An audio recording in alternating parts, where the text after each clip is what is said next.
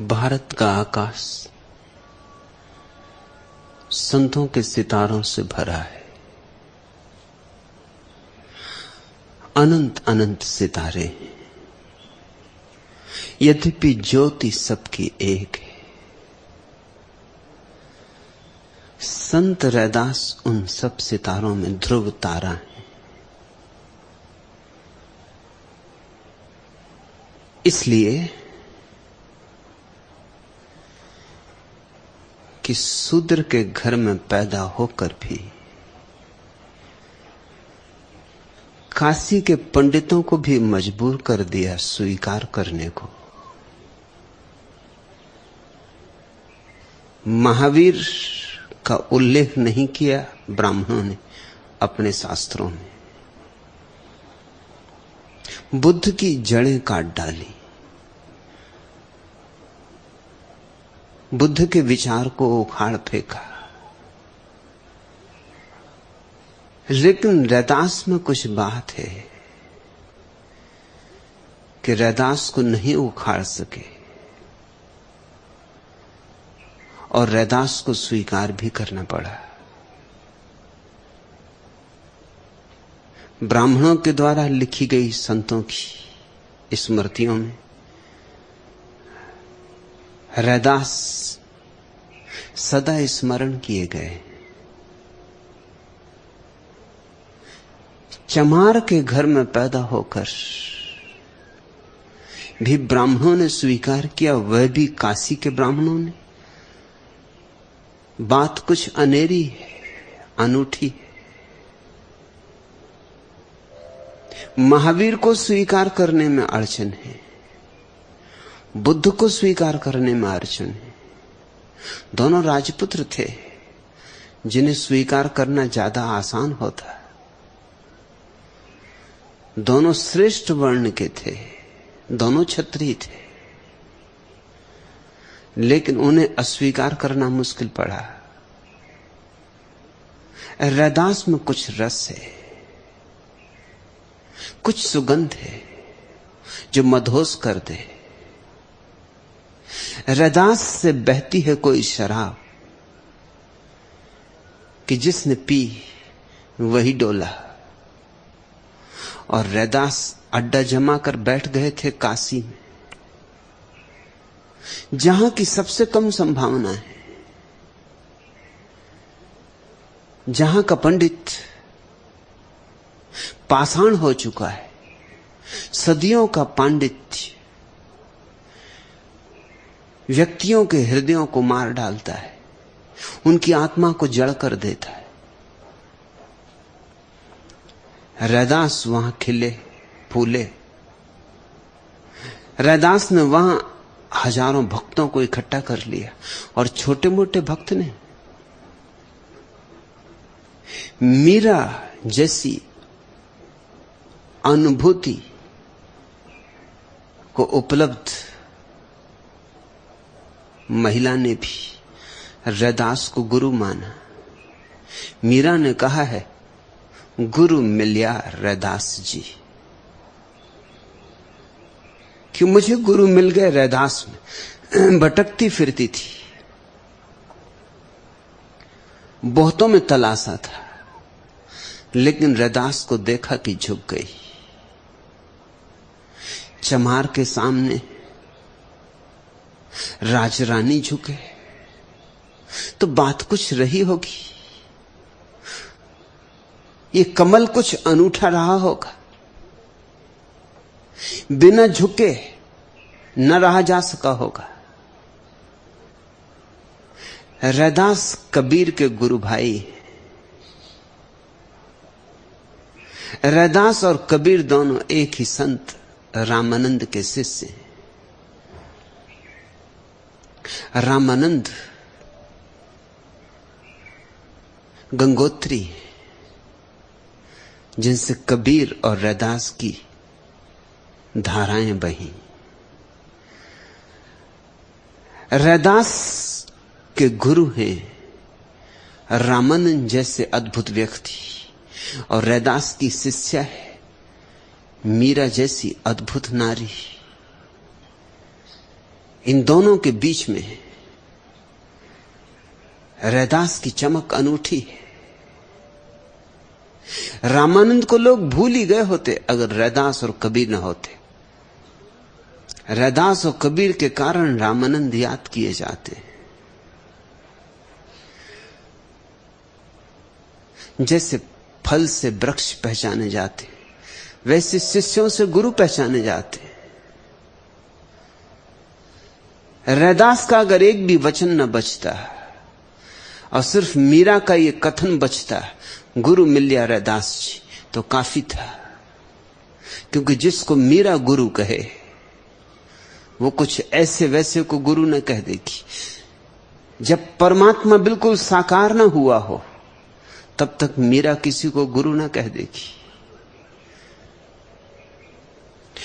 कबीर को भी मीरा ने गुरु नहीं कहा है, रैदास को गुरु कहा। इसलिए रैदास को मैं कहता हूं वो भारत के संतों से भरे आकाश में ध्रुव तारा है। उनके वचनों को समझने की कोशिश करना है। रैदास इसलिए भी स्मरणीय है कि रैदास ने वही कहा है जो बुद्ध ने कहा है, लेकिन बुद्ध की भाषा ज्ञानी की भाषा है, रैदास की भाषा भक्त की भाषा है, प्रेम की भाषा है। शायद इसीलिए बुद्ध को तो उखाड़ा जा सका, रैदास को नहीं उखाड़ा जा सका। जिसकी जड़ों को प्रेम से सींचा गया हो उसे उखाड़ना असंभव है। बुद्ध के साथ तर्क किया जा सका, बुद्ध के साथ विवाद किया जा सका। रैदास के साथ तर्क नहीं हो सकता, विवाद नहीं हो सकता। रैदास को तो देखोगे तो या तो दिखाई पड़ेगा तो झुक जाओगे, नहीं दिखाई पड़ेगा तो लौट जाओगे। प्रेम के सामने झुकने के सिवाय और कोई उपाय नहीं, क्योंकि प्रेम परमात्मा का प्रगटीकरण है, अवतरण है। बुद्ध की भाषा बहुत मंजी हुई है, राजपुत्र की भाषा है। शब्द नपे तुल्य, शायद कभी कोई मनुष्य इतने नपे तुल्य शब्दों में नहीं बोला जैसा बुद्ध बोले। लेकिन बुद्ध को भी तर्क का तूफान सहना पड़ा और बुद्ध की भी जड़ें उखड़ गईं। भारत से बुद्ध धर्म विलीन हो गया। रैदास ने फिर बुद्ध की बातें ही कही पुनः, लेकिन भाषा बदल दी, नया रंग डाला। पात्र वही था, बात वही थी, शराब वही थी, नई बोतल थी, और रैदास को नहीं उखाड़ा जा सका। यह जान के तुम हैरान होगे कि चमार मूलतः बौद्ध थे। जब भारत से बौद्ध धर्म उखाड़ डाला गया और बौद्ध भिक्षुओं को जिंदा जलाया गया और बौद्ध दार्शनिकों को खदेड़ कर देश के बाहर कर दिया गया, तो एक लिहाज से तो यह अच्छा हुआ, क्योंकि इसी कारण पूरा एशिया बौद्ध हुआ। कभी कभी दुर्भाग्य में भी सौभाग्य छिपा होता है।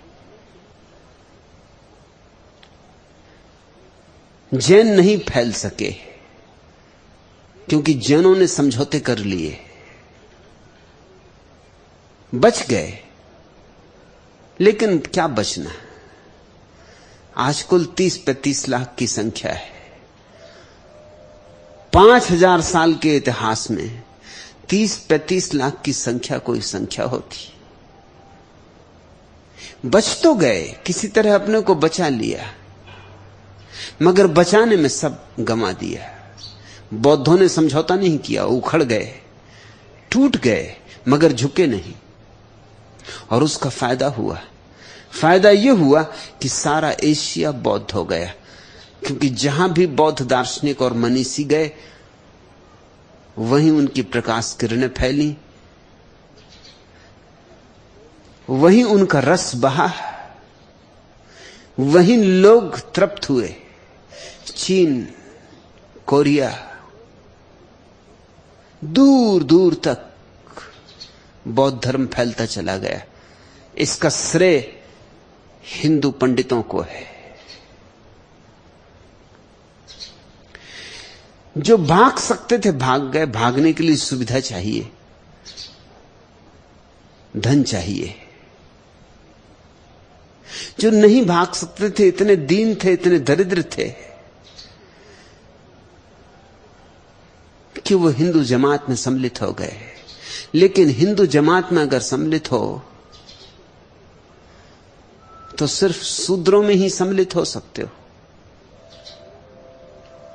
ब्राह्मण तो जन्म से ब्राह्मण होता है और क्षत्रिय भी जन्म से क्षत्रिय होता है, और वैश्य भी। सिर्फ अगर किसी को हिंदू धर्म में सम्मिलित होना है तो एक ही जगह रह जाती, शूद्र, अछूत। वो असल में हिंदू धर्म के बाहर ही है, मंदिर के बाहर ही है। हो जाओ शूद्र अगर बचना है तो जो बौद्ध बच गए और नहीं भाग सके और मजबूरी में सम्मिलित होना पड़ा हिंदू धर्म में, वे ही बौद्ध चमहार हैं। वे ही बौद्ध चमहार हो गए। और क्यों चमहार हो गए? एक कारण कभी किसी ने सोचा भी ना होगा बुद्ध के समय में कि यह कारण इतना बड़ा परिणाम लाएगा। जिंदगी बड़ी रहस्यपूर्ण है।